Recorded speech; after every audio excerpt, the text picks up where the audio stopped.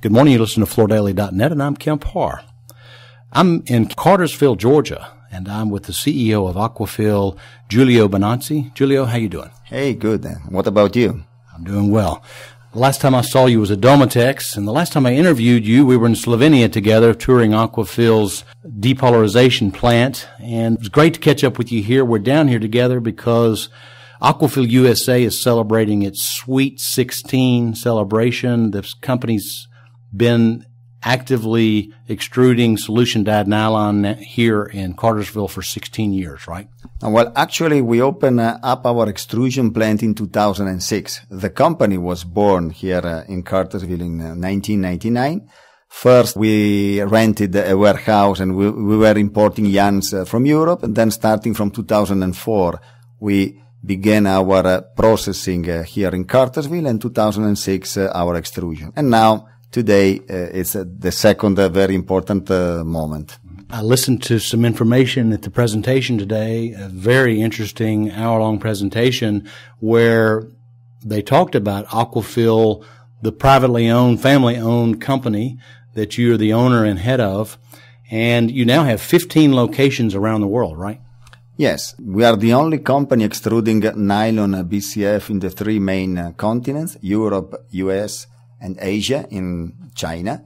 And we have 15 locations that are not only in Europe, 2 here in the United States, and 2 also in Asia. So practically we are able to serve the entire world. Mm-hmm. And most people know you're an Italian-based company, and your first foray out of Europe was here to the U.S., and this has obviously been a successful undertaking, and you're doing about 60 million pounds out of this operation now, right? Yes, you're right. The first company we incorporated and the first operation we had outside of Europe was here in Cartersville. It's been a great journey. I must say that here in Cartersville we found a second home.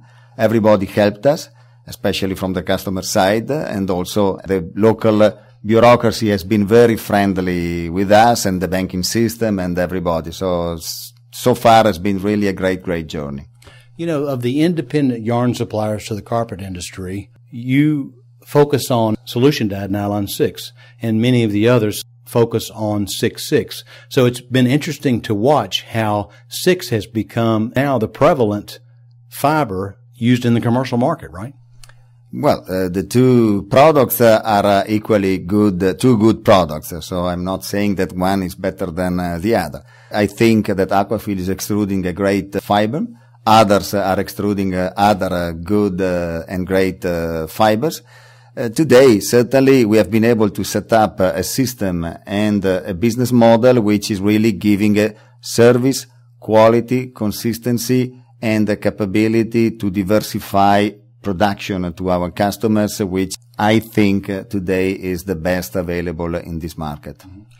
You talked about your priorities during this talk earlier, and you talked about number one priority is to the customers, and number 2 is sustainability. And the benefit of 6 is that you can depolymerize it and turn it right back into a product with the same properties as virgin, correct? Yes, that is correct. First, without our customers, we would not survive, and without being sustainable, I think we would not survive in the long term. Nylon 6 has this possibility of being depolymerized, and Aquafil has invented this ECONYL regeneration system, which is unique because it's really able to reproduce forever the same quality and the same product, or better, if you like, because, with the years you modify your production types. Now, part of this expansion, you've moved into another facility here, and you have a shearing operation, so you're shearing used carpet here and taking the fluff to Slovenia, where you're depolymerizing it. And you announced from the podium today that the long-range plans for Aquafil is to actually have one of those depolymerization facilities here in the U.S., right? Yes, Aquafil intends to grow in the future, and certainly we want to grow in the best part of the market, and sustainable products is our, let's say, top priority. We had to move in a second location because fortunately the first one was not large enough. And today, so we have two locations, one where we extrude and where we also make carpet recycling activities like carpet shearing that you have just mentioned.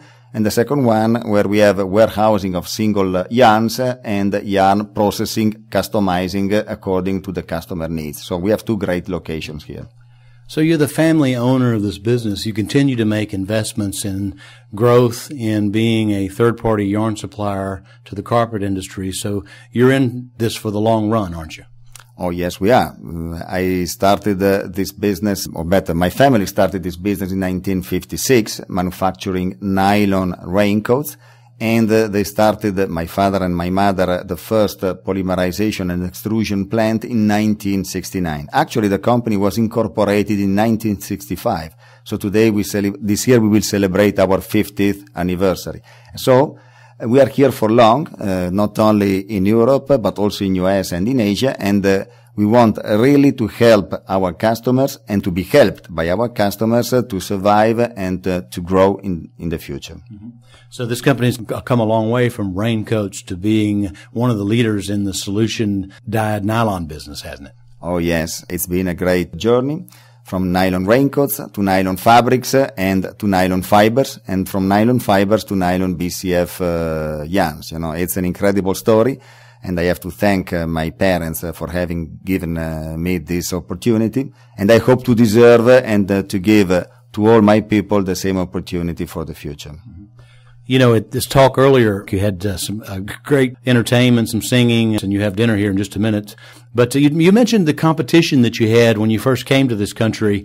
And it's interesting when you look back now, names like BASF, DuPont, Monsanto, Allied Signal, and Honeywell, and none of them are in this business anymore. It's opened the door for you, hadn't it? Evidently, this was not a business which was fitting their culture.